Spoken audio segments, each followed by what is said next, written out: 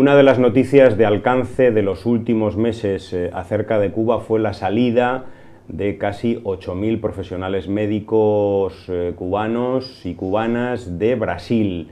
Estaban incorporados desde hace unos años al programa Mais Médicos, programa de salud pública comunitaria en zonas desfavorecidas de este gigante sudamericano por un acuerdo firmado en el año 2013 entre el gobierno de Dilma Rousseff, del Partido de los Trabajadores, la Organización Panamericana de la Salud y Cuba, para incorporar, ya digo, a estos profesionales de la isla a ese programa en el cual también había profesionales del propio Brasil. Estos 8.000 profesionales estaban en 34 distritos especiales indígenas, estaban en otras poblaciones apartadas de la Amazonía, estaban en lugares como las favelas de Río de Janeiro, Sao Paulo y Salvador de Bahía, que ahora se han quedado sin la única asistencia médica gratuita que tenían. Estamos hablando de 28 millones de personas que se han quedado sin esta asistencia, pues por la actitud prepotente, chulesca, pro-yanqui, clasista, racista, xenófoba y muchas otras cosas del actual presidente de Brasil, Jair Bolsonaro. Y curiosamente, para que se vean las paradojas del destino, hay una ciudad, Ponta Grossa, que le dio el 74% de los votos a Jair Bolsonaro. Bueno, pues resulta que esta ciudad se ha quedado sin el 75% de todo su personal médico, con la salida de los profesionales de Cuba. Vamos a conversar sobre hacia dónde va Brasil, por qué ocurren estas cosas y también cómo está la geopolítica de América Latina. Sí, desde luego es un golpe muy duro el que hemos vivido. Bueno, justamente ahora se va a empezar a vivir con más fuerza ahora que sube al poder Jair Bolsonaro, pero desde luego se atisbaba cómo iba a ser toda la situación cuando todos los médicos y personal sanitario que estaba allí, que era cubano y que era de otros países que se habían formado en la ELAM, tenían que salir del país ante las amenazas del propio Bolsonaro, ¿no? Pero desde luego también otra de las cuestiones que pone a la vista, y creo que es una de las cosas más graves, que no solamente es en el caso de Brasil, sino que se une a toda la geopolítica de la región, es esa violencia desmedida dentro de los propios discursos que se proyectan en los medios de comunicación, ¿no? Y también una violencia que no solo es verbal, sino que también es llevada a la práctica, sobre todo por los medios represivos. Lo hemos visto también en Argentina y se han visto en otros países de la región, donde de alguna manera también se está normalizando una situación de violencia que por fuerza del discurso securitario lo único que está haciendo es aplacar cualquier tipo de movilización social, ¿no? También lo atisbaba el propio Bolsonaro cuando estaba criminalizando el movimiento Sin Tierra, uno de los movimientos icónicos dentro de la lucha latinoamericana, y que desde luego tuvo un montón de logros imprescindibles dentro de la política brasileña, y también dentro de la región pues brindaba un ejemplo de que era posible, y bueno, pues los llamaba terroristas.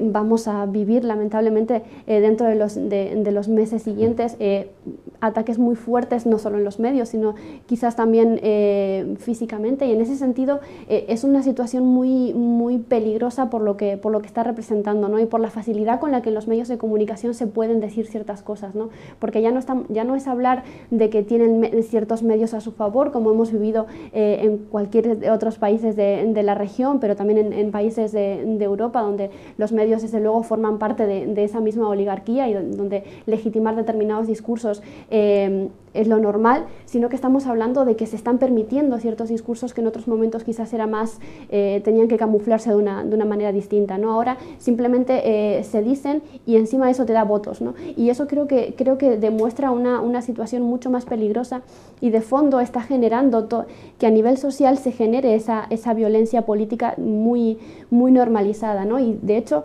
cuando él decía que en la dictadura brasileña se había matado muy poco y que por eso había llegado a la situación actual, lo que se está haciendo no solo es borrar la historia, sino promover ciertos momentos trágicos dentro de América Latina, ¿no? Y eso es verdaderamente muy preocupante. Bueno, no hay más que ver la fotografía del gobierno de Jair Bolsonaro. Yo no sé si hay dos mujeres, ¿no? Dos. Una de ellas perteneciente al movimiento antiabortista, vamos a llamarlo así.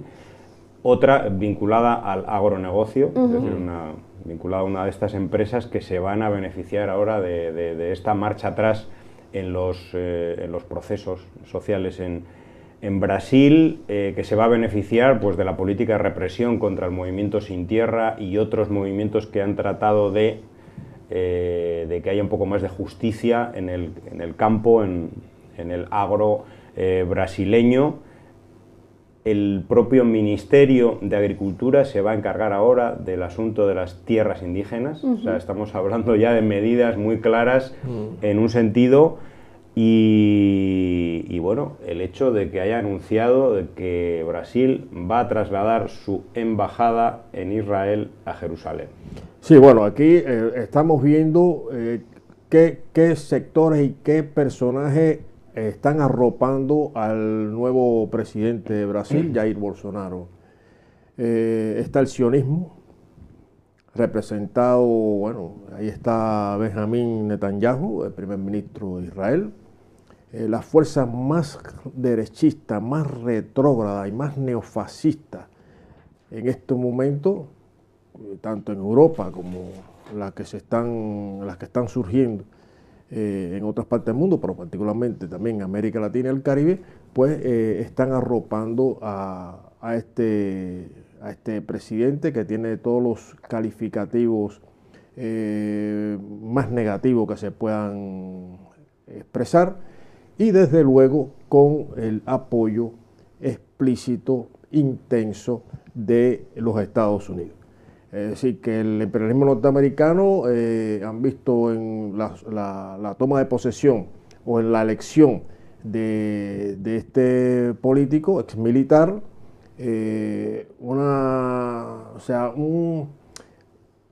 plataforma en la cual, desde el punto de vista geoestratégico, plantea incrementar, intensificar sus políticas injerencistas en la región para revertir los procesos de integración y de unidad, de necesaria integración y unidad latinoamericana y caribeña, como hemos expresado antes. No cabe duda que es un retroceso no solo para el propio Brasil y para las fuerzas progresistas y revolucionarias de la región, sino también para el conjunto de América Latina y el Caribe y también para los pueblos. Hay que ver lo que puedas decir, hay que pensar que, y ya lo está haciendo, que esta persona va a estar sometido a los dictados del imperialismo norteamericano. Ya anunció o esbozó la idea de romper relaciones con Cuba. Aquí estamos viendo cómo a estos personajes en realidad, contrario a la propaganda, a los grandes medios, manipulación y desinformación masiva, no le interesan los derechos humanos para nada. Ahí vemos en lo que has expresado los médicos cubanos que están prestando un servicio, no solo en comunidades donde no tenían esas comunidades ningún médico, ninguna asistencia de salud, nada parecido a esa atención, no solo profesional, sino humana, que practican los médicos cubanos, médicos y médicas.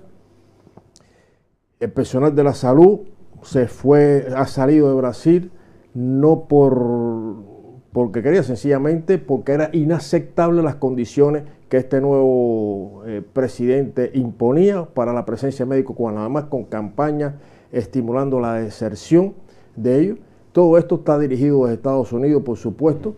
¿Qué pasa en la región? Bueno, Brasil es un gigante, es un país el más grande de América Latina y el Caribe, con cuantiosos recursos naturales. Hay que ver las relaciones, qué va a pasar con las relaciones entre Brasil con el nuevo presidente y la República Bolivariana de Venezuela, también con Bolivia, también con Nicaragua. Hay que tener en cuenta que el imperialismo norteamericano ahora tiene focalizado toda la guerra mediática y también la amenaza, la injerencia y la amenaza incluso de invasión, la tiene colocada ahora en el foco lo tienen Venezuela, Nicaragua, Cuba.